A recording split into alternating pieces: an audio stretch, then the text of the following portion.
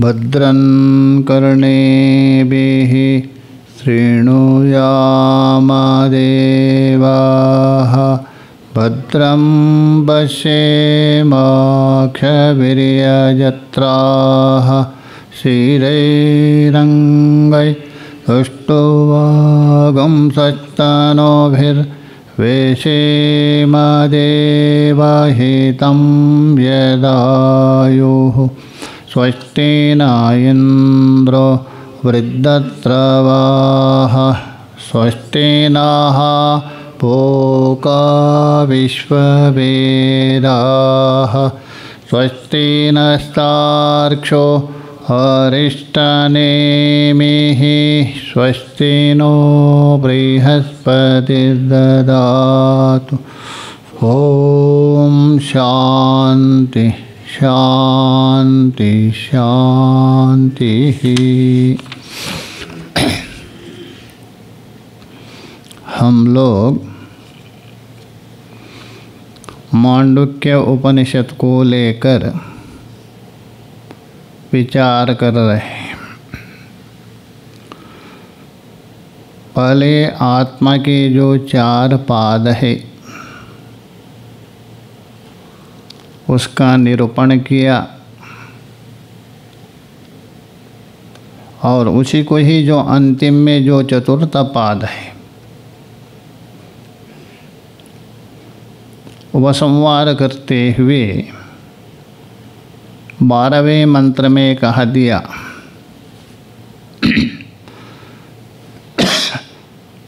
वो जो ओंकार की अमात्रा है अर्थात मात्रा रहित तो ओंकार, उसी को ही कला रहित तो ओंकार भी कहा जाता है। उन्मनावस्थ रूप ओंकार और वही तुरीय आत्मा है। और मन और वाणी का विषय ना होने से वो अव्यवहार्य बता दिया। और जो अध्यस्त पदार्थ है, अध्यस्त जगत है, लय स्थान भी है और कल्याण स्वरूप होने से वो शिव है, अद्वैत है। इस प्रकार जो जानता है उपाधि से रहित होकर स्वस्वरूप में वो प्रविष्ट होता है, अर्थात स्वस्वरूप में स्थित हो जाता है। तो उसी की व्याख्या करते हुए कारिकाकार ने कहा उसको कैसे जाने, उसको कैसे प्रवेश करे।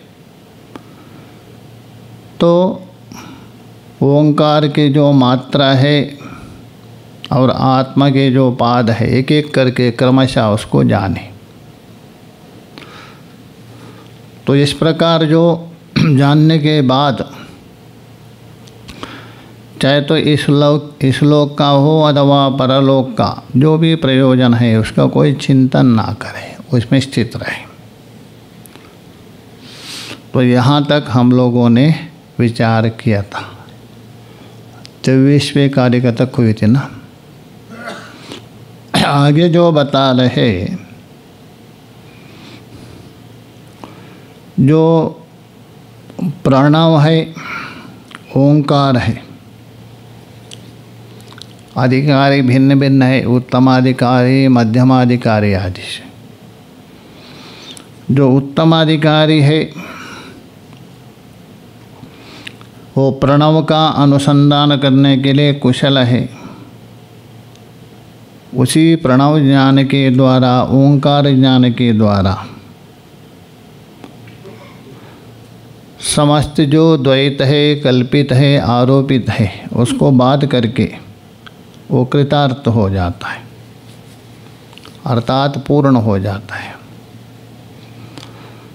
तो उसी को बताने के लिए आगे देखे 25वीं कारिका देखे। कारिका देखे युञ्जीत प्रणवे चेतः प्रणवो ब्रह्म निर्भयम् प्रणवे नित्ययुक्तस्य न भयं विद्यते क्वचित्। जो उत्तम अधिकारी है, प्रणव तत्व को जानता है, ऐसा जो व्यक्ति है, चेतः प्रणवे युञ्जीता, अपना जो चित्त है अर्थात मन, अंतःकरण, तो उस मन को प्रणवे युञ्जीतः, अतः प्रणव में ही समाहित करे, अतः प्रणव में ही, प्रणव को आश्रय करके उसमें समाहित करे। प्रणव का मतलब ओंकार है। कुछ एक वेद वाले उसको प्रणव कहते, कुछ लोग ओंकार कहते। तो प्रणव का मतलब है, उसकी व्याख्या अलग अलग की है शिव पुराण में। प्रणव क्यों नाम पड़ा है? हमारा एक महात्मा भी है प्रणव जी करके। प्रा मतलब प्रकृति, उस प्रकृति से उत्पन्न महासागर रूप जो संसार हो गया। प्रा मतलब प्रकृति, प्रकृति से उत्पन्न जो महासागर रूप संसार, और उस संसार को पार होने के लिए नवहा, नवा बोल दो, नव इव नवा, नौका है। तो प्रकृति से उत्पन्न संसार रूप सागर को पार होने का नवा बोल दो नौका है, इसलिए उसको क्या कहा? प्रणव कहते हैं। और एक तो प्रसिद्ध है, सभी को पता है, जो सन्यासी उनको पता ही। प्र बोल तो प्रपंच, ना बोल तो नहीं है, वाह बोल तो तुम लोगों में। ये प्रपंच नहीं है तुम लोगों में, अतः तुम्हारे अंदर ये प्रपंच नहीं। ये तो प्रसिद्ध अर्थ है। अथवा प्र बोल तो प्रकर्षेण नयेत युष्मान मोक्षम इति। प्रा बोल तो प्रकर्षेण, ना बोल तो नयेत, वा का मतलब युष्मान, कुत्रा, मोक्षम, अच्छे प्रकार से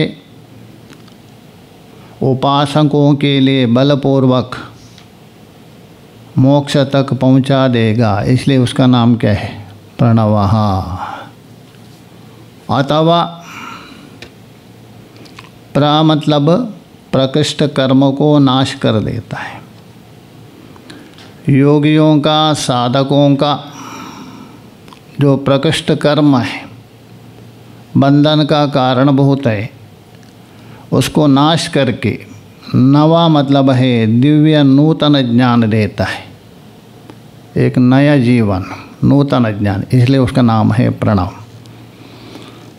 अथवा प्रा मतलब प्रकृति रहित,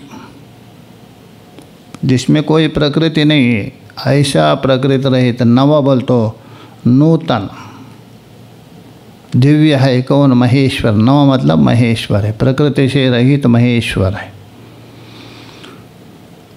अथवा प्रा बोल तो प्रकृष्ट रूप से, नव बोल तो दिव्य परमात्मा है, जो दिव्य परमात्मा ज्ञान प्रकट करता है, नूतन नूतन, इसलिए उसी का नाम है प्रणव है। बहुत व्याख्या की। तो इसलिए यहाँ बता रहे, जो उत्तम अधिकारी है, श्रेष्ठ अधिकारी है, उसको क्या करना चाहिए? चेता। चेता बोल तो चित्त को, अंतःकरण को कहाँ लगावे? प्रणवे युञ्जीता। युञ्जीता बोल तो समाहित करे, जैसे मुंडक में भी बताया था ना। क्यों? प्रश्न हो सकता है, प्रणव में ही मन को क्यों समाहित करे, अन्यत्र क्यों ना करे? और भी है, तो बता रहे कार्यकार, प्रणवो ब्रह्म निर्भयम, निर्भयम ब्रह्म प्रणव। क्योंकि ये संसार है, भय का हेतु है। द्वितीयाद्वै भयम भवति, बृहदारण्यक श्रुति। किंतु अद्वैत तत्व है, परमात्मा है, वो निर्भय है, वहाँ भय नहीं होता है।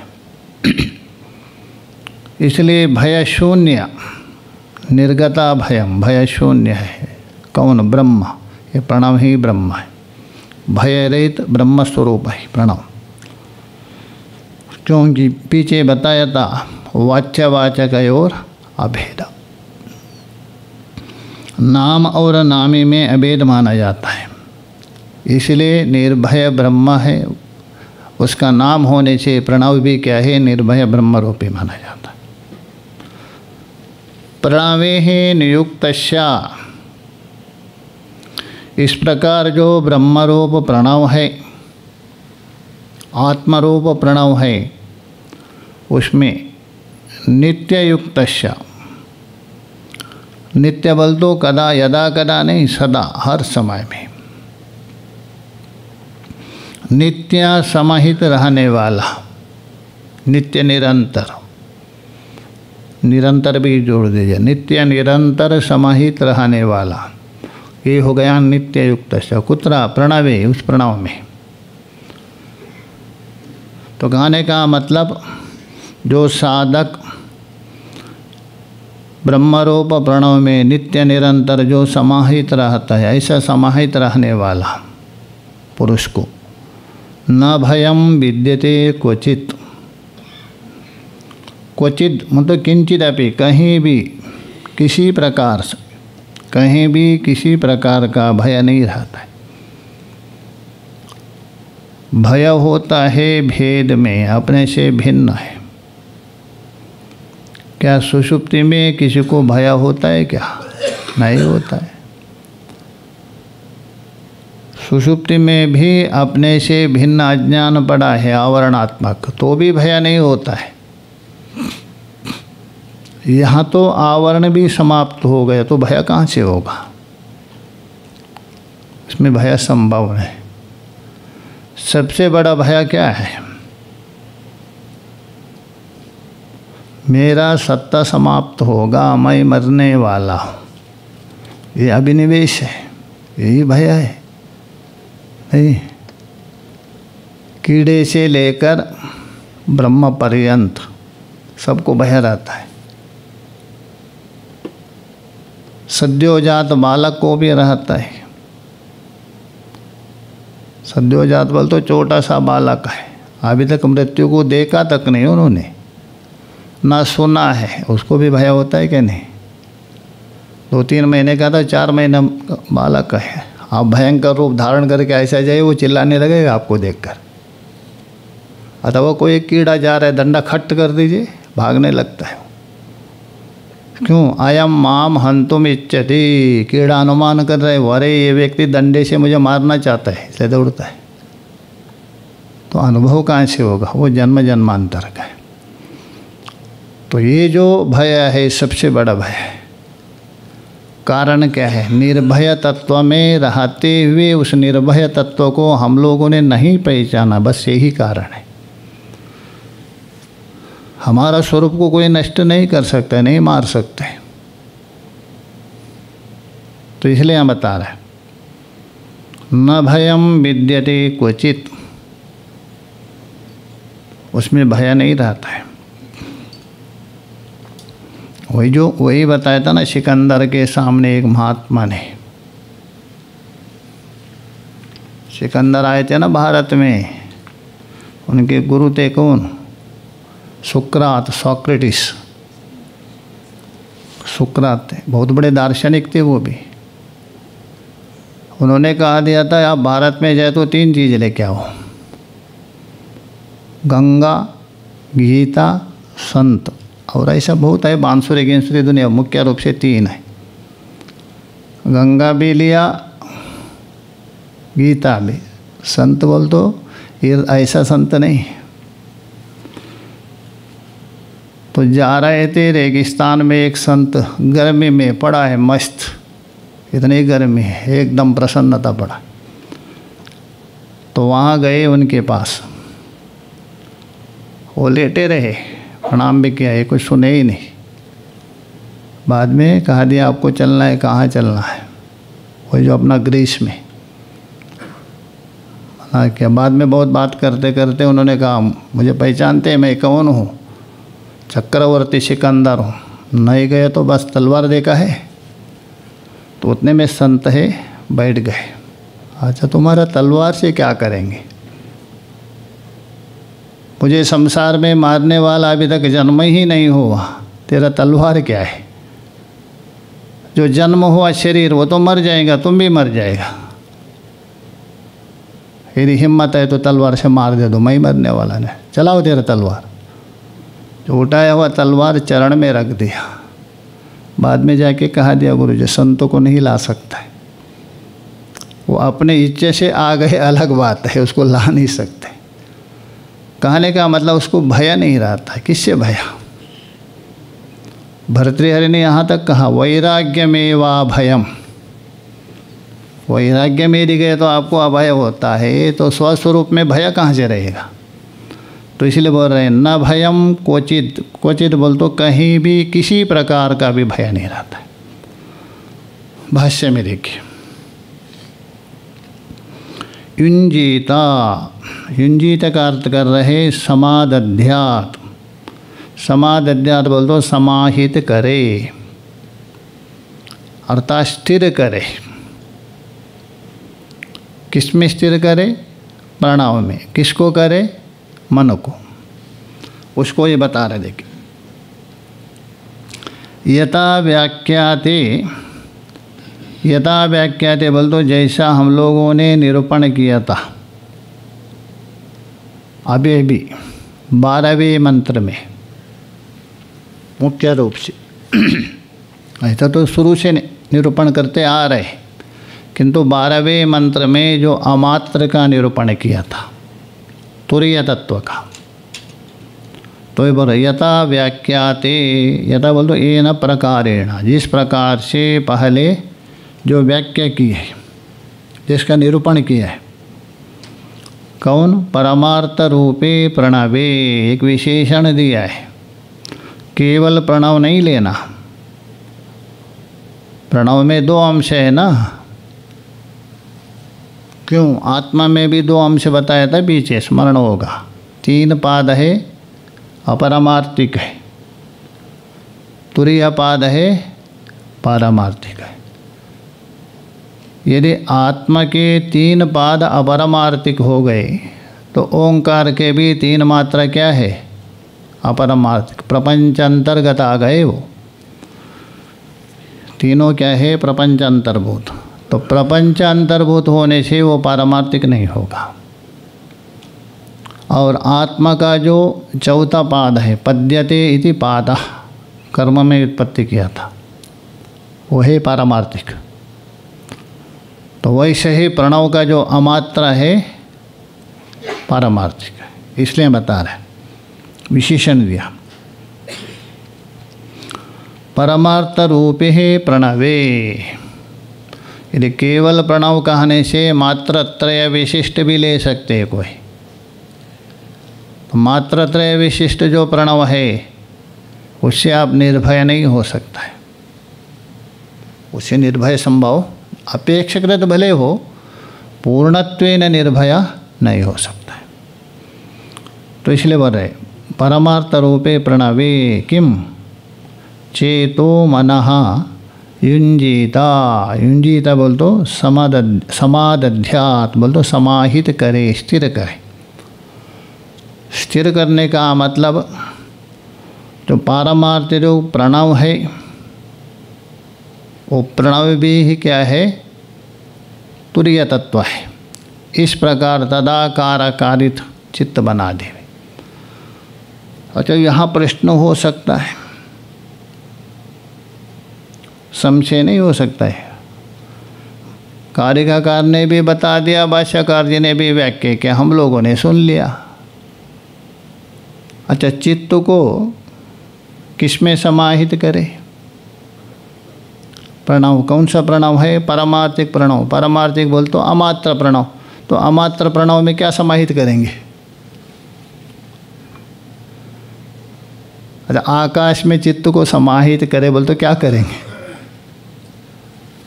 रुमाल में समाहित करे बोल तो ठीक है, अथवा घड़ी में समाहित करे ठीक है, आकाश में समाहित करे बोल तो कैसा करेंगे? ये तो चिदाकाश हो गए, इसमें कैसे समाहित करेंगे?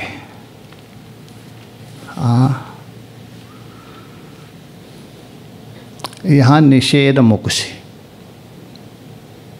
आलम्बन लेके संभव नहीं है। आलम्बन तो 3 तक ही रहेगा आपका, सोपाधिक है ना, निरुपाधिक का क्या आलम्बन लेंगे? इसलिए निषेध करने के बाद जो अवशिष्ट है उस रूप से चिंतन, निर्गुण निराकार रूप से चिंतन है, वही स्थिर करना, यही स्थिर करना। तो इसलिए बता रहे चेतो हो, चेतो बोल तो अंतःकरण, उसी का अर्थ कर रहे मनः युंजीता। क्यों उसमें ही मन को समाहित करे, उसमें ही क्यों मन तदाकार करे? और भी है तो बता रहे, उसके लिए तर्क दे रहे। यस्मात्, यस्मात् बोल तो क्योंकि, प्रणवो ब्रह्मा, जो प्रणव है वो ब्रह्म स्वरूप है। ब्रह्म का वाचक होने से तस्य वाचका प्रणव, तो प्रणव भी क्या है? ब्रह्म स्वरूप है।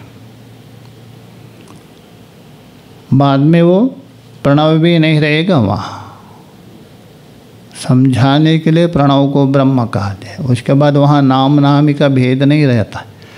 वाच्या और वाचक का दोनों का निषेध करना भाष्यकार ने पहले ही कहा दिया। प्रथम मंत्रों को विचार करते हुए वहाँ भाष्यकार जी ने स्पष्ट कहा दिया है, स्मरण होगा।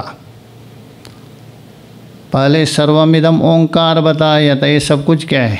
ओंकार है। उसके बाद क्या है? ये आत्मा ही सब है।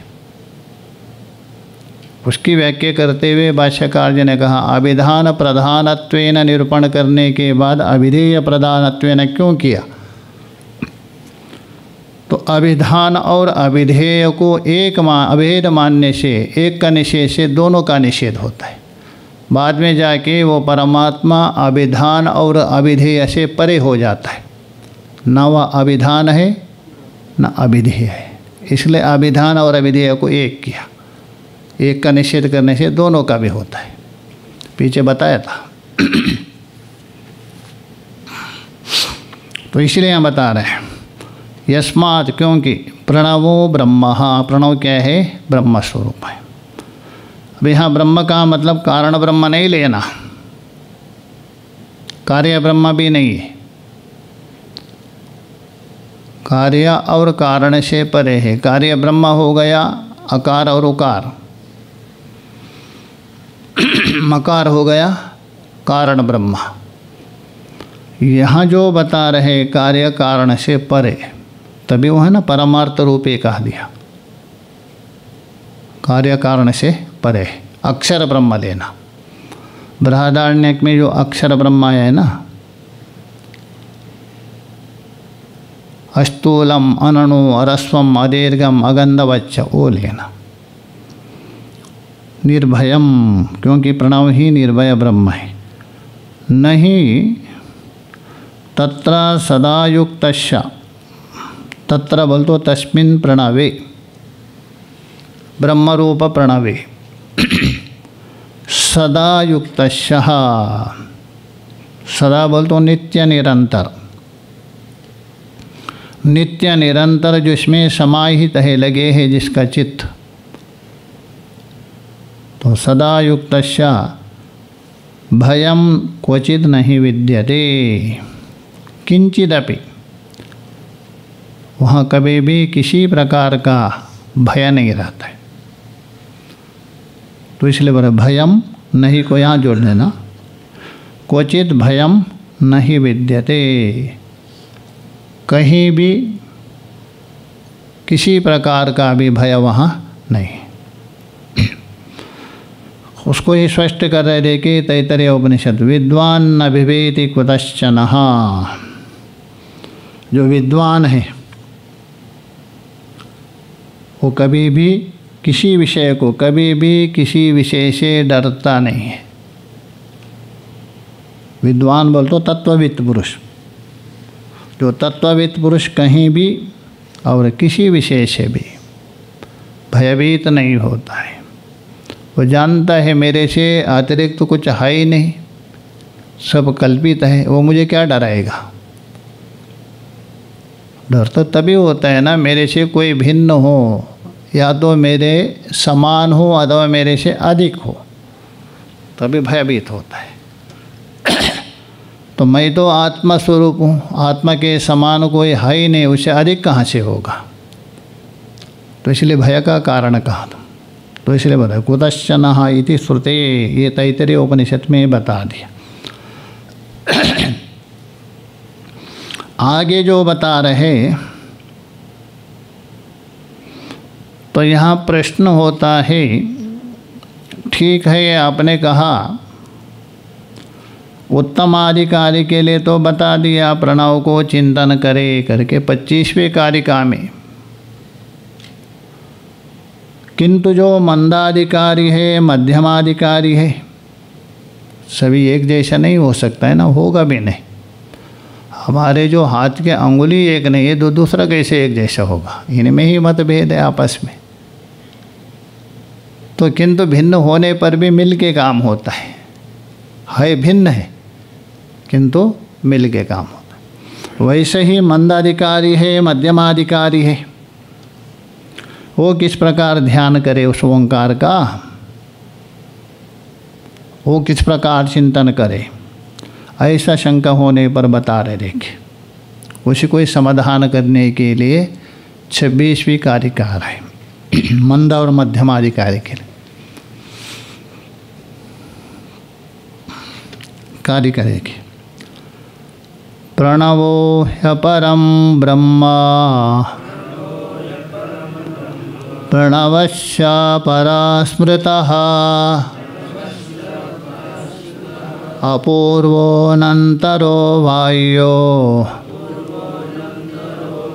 न परप्रणवो व्ययः। प्रणवो ही अपरम ब्रह्म, क्योंकि जो प्रणव ही अपर ब्रह्म है। क्यों, प्रश्नोपनिषद में भी बता दिया है, सुना होगा। एतद्वै सत्यकामा परम च अपरम च ब्रह्म यद ओंकार। वहाँ बता दिए, हे सत्यकाम, ये जो ओंकार है वही परब्रह्म भी है अपर ब्रह्म भी। कहने का मतलब परब्रह्म का भी आलम्बन है, अपर ब्रह्म का भी आलम्बन है। परब्रह्म यदि है वो ध्येय हो जाए, अज्ञेय हो जाएगा। अपर ब्रह्म यदि है ध्येय हो जाएगा।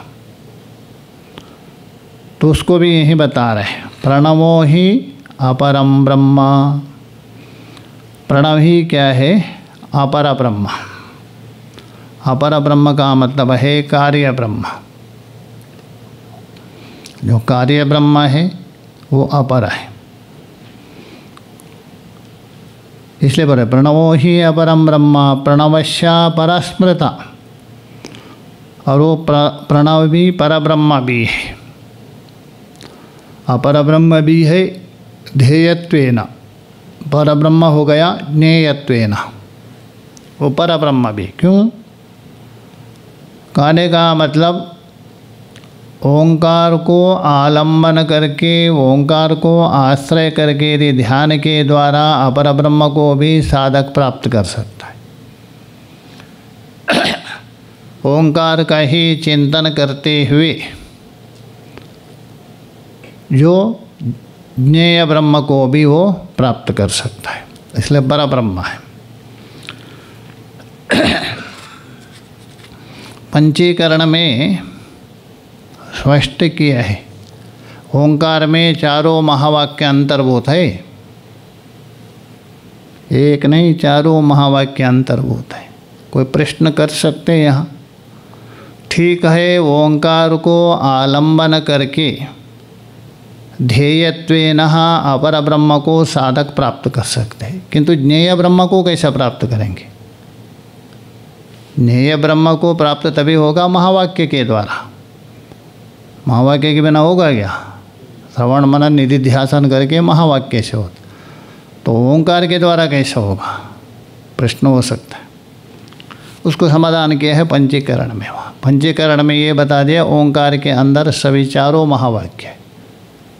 ओंकार के यदि अनुसंधान किया, आपने विचार किया, तो महावाक्य का भी विचार होता है। महावाक्य से आपको ज्ञेय ब्रह्म का ज्ञान होता है, इसलिए परब्रह्म भी होता है, इसलिए दोनों का भी। तो कोई पूछ सकता है अरे ओंकार से ज्ञेय ब्रह्म कैसा होगा? अपर तो ठीक है, आलम्बन है ना, परब्रह्म का ज्ञान कैसे होगा? परब्रह्म का ज्ञान होता है महावाक्य से, श्रवण मनन से, ओंकार से कैसे होगा? अभी वेदांती है ना, कोई प्रश्न कर सकते हैं। बस वही है, ओंकार के अंदर महावाक्य समेटे, बीज है ना वो समस्त का, पंचाक्षर भी उसके अंतर्भूत है, उसी के अंदर सभी मंत्रों का बीज है वो, जितने भी मंत्र है उसका बीज वही है, बीज में सभी समेटे। तो इसलिए हम बता रहे प्रणवश्या परस्मृतः, जो प्रणव है परब्रह्म ऐसा भी माना गया है। तो कहने का मतलब प्रणव को आलंबन करके यदि आप अपर ब्रह्म को प्राप्त करना चाहते वो भी है और परब्रह्म को भी, और वो जो तत्व कैसा है, वो प्रणव तत्व कैसा है, उसका वास्तव स्वरूप कैसा है बता रहे। देखिए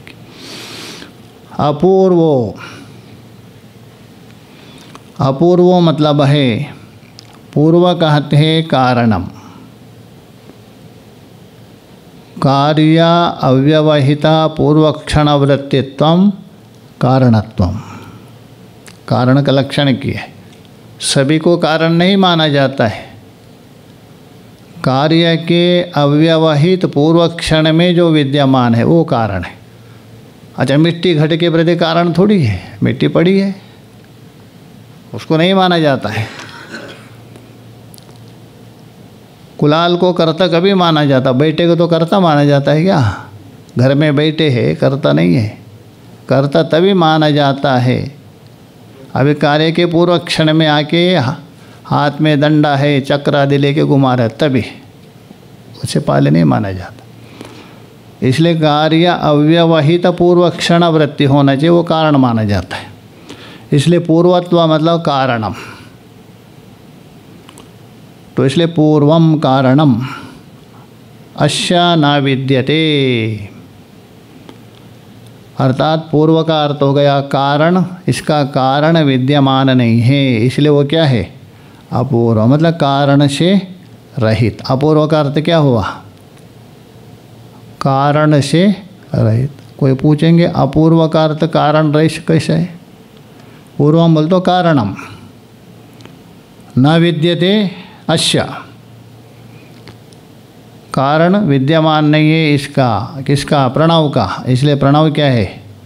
अपूर्व है। अपूर्व मतलब तो कारण रहित है। अनंतरम, अंतर बोल तो भिन्न जातीय। अंतर किसको कहते हैं? भिन्न जाति। भिन्न जाति का यदि हो तभी अंतर माना जाता है, किंतु यहाँ भिन्न जाति या कोई वस्तु है ही नहीं प्रणव से अतिरिक्त, इसलिए वो क्या है? अनंतर है। और अबाह्य, वो अबाह्य भी है। बाह्य भी उसी में होता है जो परिचिन्न वस्तु में, सावयव तत्व में, ये बाहर है भीतर है करके, किंतु ऐसा नहीं है, इसलिए वो क्या है? अबाह्य। और अनपरः, अनपरा, अपरः कहते हैं उत्तरवर्ती। कार्य का नाम है अपरा, कारण का नाम है पूर्वम। इसलिए कार्य का लक्षण क्या है? कारण अव्यवहित उत्तरक्षण वृत्तित्वम, कारण के अव्यवहित उत्तर क्षण में रहता है तभी उसको कार्य कहते।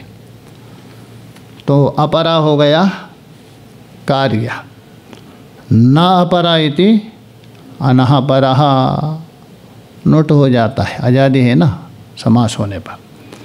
तो कहने का मतलब उसका अपरा भी नहीं है, मतलब कार्य भी नहीं। तो अपूर्व शब्द के द्वारा कारण का निषेध किया और अनापर शब्द के द्वारा कार्य का निषेध हो गया। ऐसा जो प्रणव है कैसा है? अपूर्व है, अनंतर है, अबाह्य है, अनापरः कार्य से रहित है। वो जो प्रणव है अव्ययः, दोनों प्रकार व्यय से रहित, व्यय बोल तो नाश च्युत, गुणता हो अथवा स्वरूपता हो, दोनों का नाश से रहित है। भाष्य में देखिए, परापरे ब्रह्मणि ही प्रणवा, प्रणवः परः अपरा द्विवचन है, परश्चा परश्चा परापरे ब्रह्मणि, प्रणव ही परब्रह्म है और प्रणव ही क्या है? अपर ब्रह्म है। क्योंकि अपर ब्रह्म का ही आलम्बन प्रणव है, इसलिए अपर ब्रह्म प्रणव है। पर ब्रह्म का भी आलम्बन कौन है? प्रणव है, इसलिए प्रणव ही परब्रह्म है और प्रणव ही अपर ब्रह्म भी कहा जाता है। कहाँ कहा? वही प्रश्नोपनिषद में, एतदेव सत्यकामा परम च अपरम च ब्रह्म यद ओंकार, प्रश्नोपनिषद में देख लीजिए, वहाँ बताया। परमार्थतः प्रणव के बाद कमा या पूर्ण विराम होना चाहिए, क्योंकि एक वाक्य हो गया प्रणवः परापरे ब्रह्मणि, अर्थात जो प्रणव ही परब्रह्म और अपर ब्रह्म में प्रयोग किया जाता है, कहा जाता है। परमार्थता क्षीणेषु मात्रपादेषु, परमार्थता मतलब है वास्तव में यथार्थ रूप से। ये क्षीण हो गया कौन? ओंकार की 3 मात्रा और ब्रह्म के 3 पाद। ये पारमार्थिक नहीं है, अपरमार्थिक, वास्तव में इनका क्षीण हो गया। क्षीण का मतलब बाद हो गया। अकार उकार मकार विश्व तेजस प्राज्ञा, इनका बाद हो गया। अच्छा, इनका नाश कैसे होगा? विश्व तेजस प्राज्ञा का नाश कैसे होगा? अरे विश्व के उपाधि को हटा दीजिए, विश्व कहाँ से रहेगा? उपाधि के कारण विश्व हो गए ना। वैसे ही प्राज्ञा की, तेजस की उपाधि हटाने से विश्व तेज प्राज्ञा से क्या रहेगा? वो केवल एक आत्मा रहेगा। विश्व है, तेजस है, प्राज्ञा है, किसका नाम है? उसी आत्मा का ही नाम है, अलग थोड़ा है, उसी का ही नाम है। क्यों नाम पड़ा? बस ये पोशाक पहन लिया 3, इसको कंचुका कहा दिया शिव पुराण में। कंचुका मतलब कुर्ता, 3 कुर्ता पहना है इन्होंने। मोटा कुर्ता है, ठंडी लगती ज़्यादा, और सोते समय थोड़ा उससे कमज़ोर, और बिल्कुल रात्रि में शयन में बिल्कुल पतला कमरा। अंदर गए ना कमरे में, ठंडी नहीं है वहाँ, इसलिए कंचुका रहित है। कंचुका ओढ़ने से उसका नाम पड़ गया विश्व तेजस प्राज्ञा। तो इसलिए हम बता रहे हैं परमार्थता क्षीणेषु, पारमार्थिक दृष्टि से वास्तव रूप से इनका क्षीण होने पर, लय होने पर, किनका? मात्रा पादेषु, ओंकार की 3 मात्रा, आत्मा के 3 पाद, ये तीनों लय हो गया तो बचेगा क्या? पर एव आत्मा ब्रह्मेति, जो अमात्र रूप ओंकार ही परब्रह्म है वो अवशेष रहेगा। मतलब अक्षर ब्रह्म, तुरीय तत्व। पर एव आत्मा ब्रह्म, जो परात्मा है वही ब्रह्म ही क्या है? अवशेष रहेगा। और वो कैसा है, परात्मा कैसा है वो बता रहे। देखिए वो अपूर्व, अपूर्व का अर्थ कर रहे। देखिए कारिका के उत्तरार्ध उसकी व्याख्या कर रहे। अपूर्व का अर्थ पूर्वम, न पूर्वम इति अपूर्वम। पूर्वम का अर्थ कर रहे हैं कारणम, पूर्वम का मतलब कारणम, पूर्ववर्ती। अश्यः न विद्यते, अश्यः पूर्वम न विद्यते। ये जो अमात्र कहिए अथवा आत्मा कहिए अथवा तुरीय तत्व कहिए, उसका पूर्वम न विद्यते मतलब कारणम न विद्यते। इसका मतलब क्या है, कारण रहित है वो। कारण रहित बोल तो किसी कारण से उत्पन्न नहीं हुआ, ना वो किसी के प्रति कारण है, दोनों लेना। ना किसी कारण से उत्पन्न हुआ, ना किसी के प्रति कारण है, इसलिए कारण नहीं हो। इति अपूर्वः। और कैसे अनंतर, उसका अर्थ करे देखिए नास्त्यंतरम। तो पहले अंतर का अर्थ कर रहे। देखिए अंतरम बोल तो भिन्न जातीयम किंचित न विद्यते। भिन्न जाति वाला कोई है ही नहीं, क्योंकि जाति तो तीन ही होती, सजातीय, विजातीय, स्वागत आदि। तो इसमें कुछ है ही नहीं, भिन्न जाति कहाँ से रहेगा। तो भिन्न जातीयम किंचित न विद्यते, भिन्न जाति वाले कोई ऐसी वस्तु है ही नहीं, इसलिए वो क्या है अनंतरम, उसमें अंतर नहीं है, भेद नहीं है। इति अनंतरम। तथा वो कैसा है अबाह्यम, उसका अर्थ करे। देखिए बाह्य का अर्थ कर रहे हैं। बाह्यम बोल तो अन्यत, बाह्य का अर्थ हो गया अन्यत, जो अन्य पदार्थ अथवा भिन्न पदार्थ अथवा परिच्छिन्न पदार्थ, कोई भी अर्थ कर दीजिए, वो हो गया बाह्य। न विद्यते जो अन्य है ही नहीं, अन्य तो है ही नहीं। इति अबाह्यः, इसलिए वो क्या है अबाह्य है।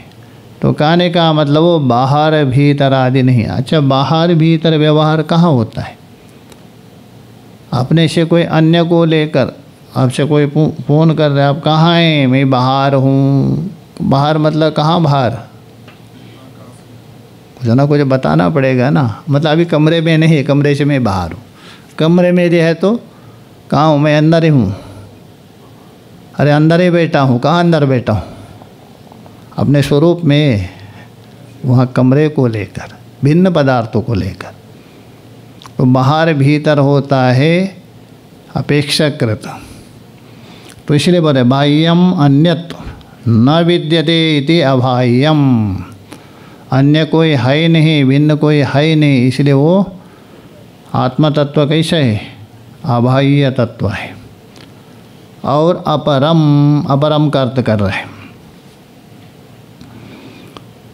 परम का मतलब उत्तरवर्ती, परम का अर्थ होता है उत्तरवर्ती। उत्तरवर्ती होता है कौन है कार्य, पूर्ववर्ती होता है कारण, और उत्तरवर्ती होता है कार्य। इसलिए परम का अर्थ कर रहे कार्य। अस्य न विद्यते, अस्यः परमात्मना आत्मना कार्यम न विद्यते, उसका कोई कार्य है ही नहीं, इसलिए वो क्या है अपरम, वो अपर है। इति अनापरम, अपर नहीं अनापर, नोट होगा। अपरम का अर्थ हुआ कार्यम, जो अपर है ही नहीं जिसका। जहाँ नहीं समास होता है, यदि आज़ादी हो तो नोट होता है। तो अनह परम, अनह परम बोल तो अपर कार्य जिसमें नहीं है। यदि एक शब्द से कहना हो तो कार्य से भी रहित है। न विद्यते इति अनापरम। प्रमाण भी दे रहे थे कि सबाह्याभ्यंतरो ह्यजः, वो कैसा है बाहर भीतर सर्वत्र क्या है, अज है। बाहर भी है, भीतर भी है, ऊपर भी है, नीचे भी है। छांदोग्य में भी कहा दिया, मुंडक में भी, ऊपर भी है, नीचे भी है, दाह्य भी है, बाह्य भी है, सर्वत्र है, उसका अभाव नहीं कहा। जैसा बाहर भीतर अंदर बाहर ऊपर जो बताया जाता है किसी न किसी अपेक्षा करके है ना, जीव को लेके। समुद्र में उठा हुआ जो तरंग है, उस तरंग की अपेक्षा आप कह सकते हैं। तरंग का आगे भी समुद्र है, तरंग का पीछे भी, दाहिने बाह्य में भी समुद्र, तरंग के अंदर भी समुद्र है। वैसा ही ये परमात्मा रूप समुद्र में उठा हुआ तरंग है जीव। जीव के आगे भी है, पीछे भी है, दाहिने भी है, बाह्य भी है, जीव में भी है। और तरंग चल रहा है किस में, उसी में ही। वैसे जीव भी उसी में चल रहा है, उसको लेके श्रुति बता रहे, वो बाहर भीतर दाहिने ऊपर सर्वत्र है। वहाँ छांदोग्य में बता दिए और मुंडक में भी, इसलिए यहाँ भी बता रहे सबाह्याभ्यंतरो या जहाँ, वो बाहर भीतर अज है, सर्वत्र है। कैसा, सैंधव घनावत, जैसा सैंधव घना नमक का जो ढेला है, चाहे तो भीतर में देखे क्षार है, ऊपर देखे वहाँ भी क्षार है, अंदर भी देखे दाहिने बाह्य सर्वत्र क्या है, क्षार मात्र है, नमक ही नमक है। वैसे ही ये सर्वत्र है। किस रूप से, विज्ञान घन रूप से, ज्ञान रूप से, अधिष्ठान रूप से सर्वत्र है। सैंधव घनवत इत्यर्थ। आगे जो बता रहे, जो ओंकार है वही प्रत्यगात्मा है, प्रत्यगात्मा है वही ओंकार है। ऐसे जो ओंकार रूप जो प्रत्यगात्मा तत्व है, उसको प्राप्त हुआ जो व्यक्ति है, उसी को लेके आगे बताने जा रहे। देखिए, उसको स्पष्ट कर रहे आगे के कारिका में। देखिए, सर्वस्य प्रणवो ह्यादि मध्यमन्तस्ततेव च एवं हि प्रणवं ज्ञात्वा व्यश्नुते तदनन्तरं सर्वस्यः प्रणवो ह्यादि। सर्वस्य मतलब है समस्त जो प्रतीयमान जगत, जो भी प्रतीयमान जगत है, नाम रूपात्मक जगत है, उसका आदि मतलब वो उत्पत्ति है, सबका उत्पत्ति का कारण है। ये तो अयमानि भूतानि जायन्ते, तैत्तरीय में बता दिया। इसलिए वो आदि का मतलब है उत्पत्ति, सभी का उत्पत्ति का कारण है। और मध्यम, मध्य शब्द का अर्थ है स्थिति, मध्य का अर्थ है स्थिति। और आदि का मतलब है उत्पत्ति। आदि कहते हैं परस्मिन् न सति यस्मात् पूर्वो नास्ति स। परस्मिन् सति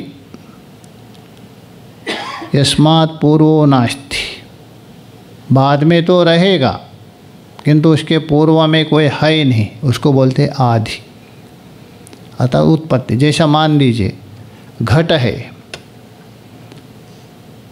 घट परस्मिन् न सति, अर्थात परस्मिन् बोल तो बाद में तो रहेगा वो घट, और उससे पूर्व में वो नहीं था।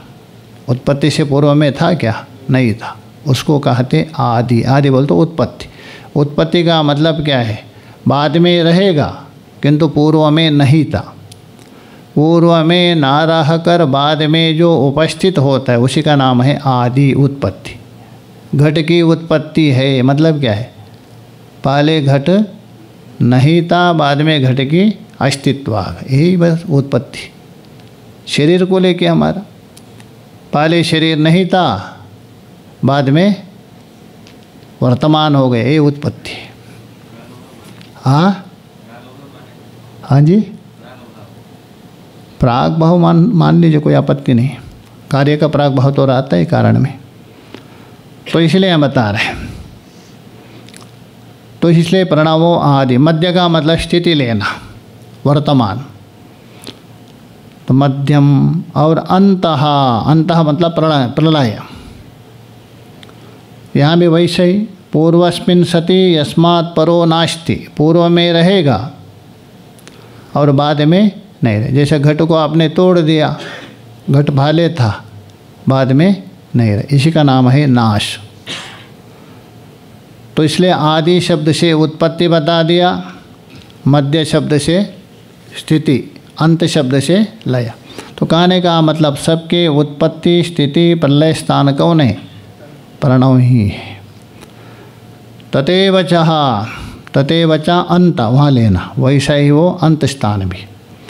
एवं ही प्रणवम ज्ञात्वा, इस प्रकार प्रणव को जानने के बाद, प्रणवम एवं ही प्रणवम ज्ञात्वा, अच्छे प्रकार से जान लिया, प्रणव से उत्पत्ति है, प्रणव से स्थिति है, प्रणव से नाश है, तो मैं प्रणव स्वरूप हूँ, इनसे भिन्न हूँ।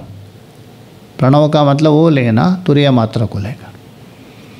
इसी ज्ञात्वा, ज्ञात्वा बोल दो जानने के बाद, तदनंतरम विष्णुते, उस प्रणव को जान करके, तदनंतरम बोल तो उसके पश्चात, जानने के बाद प्रणव तत्व को, अर्थात प्रणव तत्व के जो 4 मात्रा है, तो 3 मात्रा को लेकर उत्पत्ति स्थिति आदि होती है, 4था मात्रा में उत्पत्ति स्थिति से रहित है, वही मेरा स्वरूप है। इस प्रकार ज्ञात्वा, अश्नुते, विष्णुते का मतलब है प्राप्नोति, उस प्रणव को ठीक ठीक से जानने के पश्चात वो प्रणव को ही प्राप्त कर लेता है, अर्थात प्रणव स्वरूप तुरीय तत्व को प्राप्त कर लेता है। कौन? साधक। भाष्य में देखिए, आदि मध्य अंतः, उसी का अर्थ कर रहे हैं, उत्पत्ति स्थिति लय। आदि का मतलब उत्पत्ति, मध्य का अर्थ कर रहे हैं स्थिति, अंत का अर्थ कर रहे हैं प्रलय। सर्वस्व एवा, एक का नहीं, समस्त नाम रूपात्मक यावत जो जगत है, उसकी उत्पत्ति स्थिति लय प्रणव से ही होता है। कैसा? आपने कहा प्रणव से उत्पत्ति होती है, प्रणव सत्य है, उत्पन्न हुआ जगत भी सत्य होगा। प्रणव तो सत्य है ना, तो परमात्मा स्वरूप है, तो सत्य से उत्पन्न हुआ सत्य ही होना चाहिए। यदि सत्य हो तो द्वैतापत्ति, अद्वैत कैसे सिद्ध होगा? उसके लिए उत्तर दे रहे। देखिए यहाँ उत्पत्ति का मतलब कैसा, ऐसा उत्पत्ति नहीं। माया हस्ति रज्जु सर्पा मृगतृष्णिका स्वप्न स्वप्नादिवत् उत्पद्यमानस्य वेदादि प्रपंचस्य यतः मायाव्यादयः। बस इस प्रकार उत्पत्ति है। जैसा माया हस्ती, माया से बनी हुई हस्ती, अतः जादूगर ने दिखाया हुआ जो माया के हाथी दिखा दिया, और उस हाथी को खरीद करके ले जाओ घर में वहाँ तो दिखेगी आपको, आपसे चाहे तो पैसा भी लेंगे, वहाँ से आप घर नहीं ले जा सकते हाथी को। जैसे ही जादूगर गए उस हाथी भी गया भाई। तो माया हस्ती और रज्जु सर्प, रस्सी में प्रतीयमान सर्प, और मृगतृष्णिका मरुमरीचिका में भान होने वाला जल, स्वप्नादि, आदि से और भी लेना, स्वप्न है, सीपी में चांदी है, अथवा ठूठ में पुरुष आदि, ये जितना भी भूत आदि, ये सब कैसे है? वैसा ही स्वप्नादिवत् उत्पद्यमानस्यः, जैसा यहाँ उत्पन्न हो गया, माया के हाथी उत्पन्न हो गया, सर्प की उत्पत्ति हो गई, चांदी की उत्पत्ति हो गई, भूत की उत्पत्ति हो गई, जल की उत्पत्ति हो गई, वैसा ही वेदादि प्रपंचस्य, आकाश से लेकर पृथ्वी पर्यंत सारा ब्रह्मांड भी वैसा ही। वेदादि बोल तो आकाश आदि प्रपंचस्य, वैसा ही उत्पत्ति है और कोई उत्पत्ति नहीं है। हाँ बस ये छोटा सा जादूगर ने दिखा दिया, वो बड़ा जादूगर, बस इतना ही है। छोटे जादूगर ने दिखाया थोड़े समय तक सत्य दिखता है, और बड़े जादूगर ने दिखाया लंबे समय तक सत्य दिखता है। उसकी भी एक प्रतिष्ठा है ना। सामान्य छोटे जादूगर ने दिखाया वो भी थोड़े समय दिख रहे, और बड़े जादूगर ने दिखाया वो भी थोड़े समय, उसकी महत्ता क्या रहेगी? ये तो छोटा सा जादूगर है, वो तो बड़ा जादूगर है, लंबे समय तक दिखेगा आपको। तो इसलिए बोल रहे हैं उसी प्रकार वियदादि बोल तो आकाश आदि की उत्पत्ति। तस्माद वा ये तस्माद आत्मना आकाश सम्भूत आदि बताया था, सारी उत्पत्ति है। प्रपंच एक ऐसा है माया हस्ती के समान है। यतः मायाव्यादया, जैसा मायावी के द्वारा उत्पन्न हुआ माया हस्ती, रस्सी से उत्पन्न हुआ सर्प, वैसे ही महामायावी के द्वारा उत्पन्न हुआ ये कौन है? वेदादि प्रपंच है, उससे उत्पन्न हुआ है, वास्तव में नहीं है। मायाव्यादया ये दृष्टांत है। मायावी के द्वारा माया, रस्सी से सर्प और सीपी से चांदी आदि उत्पन्न होती, वैसे ही ये सारा जगत उत्पत्ति। एवं ही प्रणवम आत्मानम, इस प्रकार जो प्रणव ही आत्मा है, तुरीय तत्व है। मायाव्याधिस्थानी, यहाँ जैसा माया को उत्पन्न किया, माया हस्ती को मायावी है, वो यथार्थ है। मायावी यथार्थ नहीं है, माया से बनी हुई हाथी भी नहीं, किंतु मायावी यथार्थ है। वैसे ही मायावी के स्थानीय कौन है? तुरीय तत्व है। और बाकी सब जो विश्वा तेजस प्राज्ञादि है, ये तो मायावी के माया के समान है। तो मायाव्यादि स्थानीयम ज्ञात्वा, तो मायाव्यादि बोल तो अधिष्ठान आदि स्थानों को जान करके, तत्क्षणादेव, उसको समय नहीं लगता, जिस समय में अधिष्ठान का ज्ञान हुआ उसी समय में, तदात्म भावम अर्थात तुरीयात्म भावम, ये तो तुरीयात्म भाव है, व्यश्नुतः अर्थात प्राप्त कर लेता है। अर्थात प्राप्त का मतलब क्या है? प्राप्तस्य प्राप्ति। तो अपने में जो आरोपित विश्वा तेजस प्राज्ञादि कैसे है? माया हस्ती के समान है। मेरे स्वरूप में ये आरोपित है, विश्व है, तेजस है, प्राज्ञा है, मायाकृत है। जिस समय में आप अपने आप को पहचान लिया, अधिष्ठान को, अरे मैं इनसे अलग हूँ, मेरे में आरोपित, उसी समय में आप स्वरूप को जानते। ये बोल रहे तदात्म भावम, तदा बोल तो उसी समय में, उस आत्मा भाव को, व्यश्नुता बोल तो विपूर्वक अष्धातु है प्राप्नुतार्थ में, अतः प्राप्त कर लेता है। प्राप्त का मतलब प्राप्तस्य प्राप्ति, अनुभव करता है। तो आगे का विचार हम कल करेंगे। ओम पूर्णमदः पूर्णमिदं पूर्णात् पूर्णमुदच्यते पूर्णस्य पूर्णमादाय पूर्णमेवावशिष्यते। ओम शांति शांति शांति।